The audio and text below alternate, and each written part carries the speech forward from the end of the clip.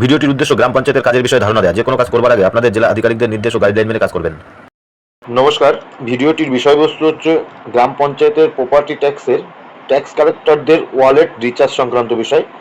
এর আগে একটি ভিডিওতে ফর্ম 697 কীভাবে জেনারেট করতে হবে সেটা দেখিয়েছি। আর এই ভিডিওটি ওয়ালেট রিচার্জ সংক্রান্ত বিষয়। ইতিমধ্যে আপনারা জানেন যে গ্রাম পঞ্চায়েতের ট্যাক্স কালেকশন সংক্রান্ত বিষয় এর আগে যেভাবে কালেকশনটি হচ্ছিল, যে ট্যাক্স কালেক্টররা তাদের ফোনপে গুগল পে ব্যবহার করে কালেকশনগুলো করছিল, কিন্তু এখন সরাসরি ওয়ালেট থেকে এই কালেকশন করতে হবে, এটা মোটামুটি ফাইনাল। তাহলে এখানে দাঁড়িয়ে ওয়ালেট রিচার্জ ট্যাক্স কালেক্টররা কী করে করবে, দুটি পর্যায়, আমি দুটি পর্যায় দেখাবো। সেই দুটি পর্যায় হচ্ছে, প্রথম পর্যায়টি হচ্ছে ট্যাক্স কালেক্টর তার নিজের যে মোবাইল, সেখানে যে অ্যাপ্লিকেশন আছে গৃহকর, সেই গৃহকর অ্যাপ্লিকেশনের গিয়ে তাদেরকে তার যে মাই ওয়ালেট যে অপশানটি আছে, এখানে উপরে দেখতে পাচ্ছেন এই তিনটের যে দাগ দেওয়া, এখানে ক্লিক করলে পরপর অপশানগুলো আসে। তার মধ্যে মাই ওয়ালেট অপশানটি আছে, আপনারা জানেন। সেই মাই ওয়ালেট অপশানে যাওয়ার পরে গ্রাম পঞ্চায়েতের নাম, ট্যাক্স কালেক্টরের নাম, ওয়ালেট ব্যালেন্স, পাশাপাশি wallet recharge bank details. Wallet recharge bank details বলছে যে ব্যাঙ্ক অ্যাকাউন্টে টাকাটি পাঠাতে হবে, কোন অ্যাকাউন্টে সেটা উল্লেখ ওখানেই দেওয়া আছে, আপনারা চেঞ্জ করতে পারবেন না, কেননা আপনাদের ওএসআর কিংবা ওন ফান্ডের অ্যাকাউন্ট এখানে যুক্ত করা আছে ট্যাক্স কালেক্টরদের সঙ্গে সেই পোর্টালে গিয়ে। স্বাভাবিক কারণে সেই অ্যাকাউন্টেই টাকাটি পাঠাতে হবে। এখানে কিন্তু নিচে সবুজ যে অংশটা আছে, you can recharge your wallet with a maximum amount 50,000 using PhonePe Google Pay etc. PhonePe Google পের মাধ্যমে ট্যাক্স কালেক্টর তার মোবাইল থেকে ওই অ্যাকাউন্টে টাকাটি পাঠাতে পারবে, যে অ্যাকাউন্ট এখানে দেওয়া আছে গ্রাম পঞ্চায়েতের। সেই অ্যাকাউন্টে টাকাটি পাঠানোর প্রথমে টাকাটি পাঠাতে হবে। সে পাঠাতে গেলে গুগল পে বা ফোনপে ব্যবহার করে কি করে পাঠাতে আপনারা জানেন। যেহেতু ফোনপে গুগল পের সঙ্গে সংযোগ থাকে না ব্যাংক অ্যাকাউন্টের পঞ্চায়েতের, আপনাদের ডাইরেক্ট অ্যাকাউন্ট নাম্বার দিয়ে পাঠাতে হবে। আপনারা জানেন যে অ্যাকাউন্ট নাম্বার দিয়েও টাকা সরাসরি অ্যাকাউন্টে পাঠানো যায়, সেটা আপনারা জেনে নিতে পারবেন যে কিভাবে অ্যাকাউন্ট নাম্বার ব্যবহার করে ফোনপে গুগল পে থেকে ডাইরেক্ট পাঠানো যায়। এটা চেক করে নেবেন, যেহেতু অফিসিয়াল অ্যাকাউন্ট, ওটা অটোমেটিক আপনার পঞ্চায়েতের নামও চলে আসবে, সেগুলো দেখে নিতে হবে ভালো করে। এইবার এই ফোনপে বা গুগল পে থেকে টাকাটি পাঠালেন, পাঠানোর পরে কি করার কাজ, প্রথম কাজটি তো ফোনপে গুগল পে থেকে অ্যাকাউন্টে টাকাটা পাঠালেন, তারপরে গিয়ে ট্যাক্স কালেক্টর তার ওয়ালেটে কিন্তু কাজ রয়েছে, যে কাজটি করার পরে গ্রাম পঞ্চায়েতের সেক্রেটারি বা এক্সিকিউটিভ, যিনি এই ট্যাক্স কালেকশন সংক্রান্ত পোর্টালটি দেখাশোনা করে প্রপার্টি ট্যাক্সের, সেখান থেকে অ্যাপ্রুভালের ব্যাপার আছে। আমি প্রথমে এই আপলোড রিসিভের জায়গায় যাব, যে কালেকশন ফোনপে থেকে টাকাটি পাঠিয়ে দেওয়ার পরে যে পিডিএফটি তৈরি হবে, পিডিএফ একটি পাওয়া যায় জানেন, রিসিপ্ট, সে ওখানে ট্রানজ্যাকশন আইডি একটা পাওয়া যায়। ট্রানজ্যাকশন আইডিটা কাগজে লিখে নিতে হবে, পুরো বড় আইডি থাকে, সেই আইডিটা লিখে নিলেন। লিখে নেওয়ার পরে আপনাদেরকে তখন গৃহকর যে পোর্টাল, সেখানে যেতে হবে। যাওয়ার পরে আপলোড রিসিভ নিচে ডান দিকে যেটা আছে, সেখানে যেতে হবে। সেখানে যাওয়ার পরে কী করতে হবে দেখব।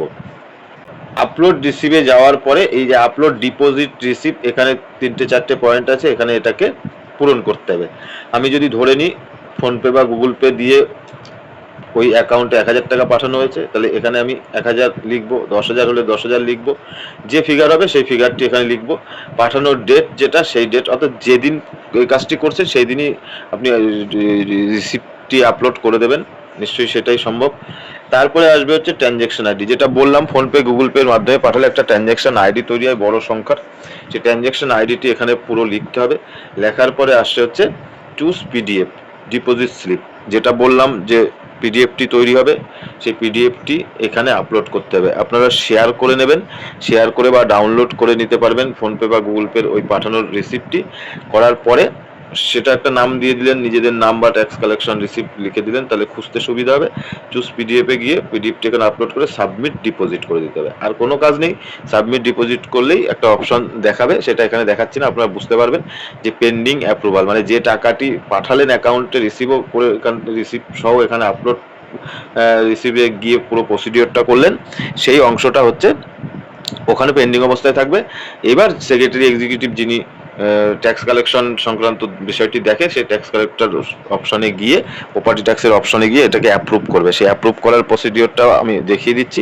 অ্যাপ্রুভ করলে তখন আবার এখানে এই ব্যালেন্সটি চলে আসবে ট্যাক্স কালেক্টরের ওয়ালেটে, তিনি তখন আবার ট্যাক্স কালেকশন করতে পারবে। আমরা এবার দেখে নেব দ্বিতীয় পর্যায়ে, এটা প্রথম পর্যায়ে, দ্বিতীয় পর্যায়ে যেটা, সেটা হচ্ছে ওই পোর্টাল থেকে কিভাবে কাজটি হবে। এবার আসছি দ্বিতীয় পর্যায়ের যে কাজ, যেটা অফিসিয়াল লগইন থেকে করতে হবে। Tax collector panchayat management system পোর্টালের মধ্যে গিয়ে প্রপার্টি ট্যাক্সে যেতে হবে। যাওয়ার পরে একেবারে শেষ যে অপশনটি রয়েছে ট্যাক্স কালেক্টর ওয়ালেট, এই ট্যাক্স কালেক্টর ওয়ালেটে যাওয়ার পরে পরবর্তী অ্যাপ্রুভালের কাজটি আছে।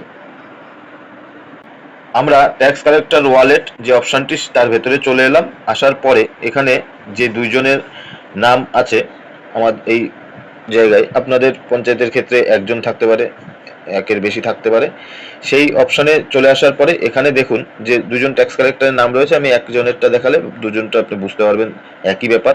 তাহলে যেখানে এই যে টাকা যদি সে রিচার্জ তিনি করেছেন, করার পরে অ্যাকশন ডান দিকে যে বোতামটি আছে ক্লিক অ্যাকশন, তার ঠিক নিচে দেওয়া আছে ডিপোজিট। এই ডিপোজিট অপশনে ক্লিক করতে হবে। ডিপোজিট অপশনে ক্লিক করলে তিনি যে টাকাটি দিয়েছে সেটা ওখানে শো করবে।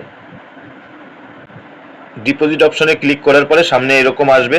এই যে সংখ্যাগুলো দেখছেন এগুলো অলরেডি আমার এখান থেকে করা আছে। যে সমস্ত টাকা তারা পেমেন্ট করেছে পাঠিয়েছে সেগুলোকে অ্যাপ্রুভ করা আছে।